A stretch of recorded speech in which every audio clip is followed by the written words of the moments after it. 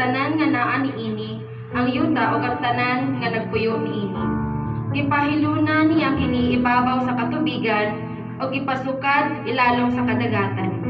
Kinsay makatungas sa bungtod sa Ginoo? Kinsay makasulod sa iyang balaang templo? Siya nga maayong binuhatan ug putling hunahuna. Siya nga wala magsimbag Dios-Dios ug dili manumpag bakat. Panalanginan siya sa Ginoo ug ilhon siya nga dili sad-an sa Dios nga iyang manluluwas. Ingon niini ang katawhan nga modangop sa Dios ug mosingin pa sa Dios ni Jacob.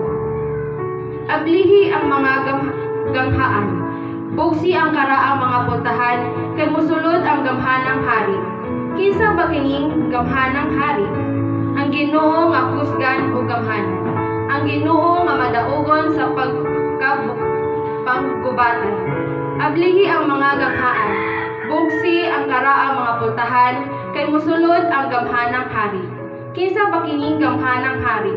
Ang Ginoo nga labing gamhanan, siya ang madaugong hari. Ang pulong sa Ginoo magapanalangin kanato.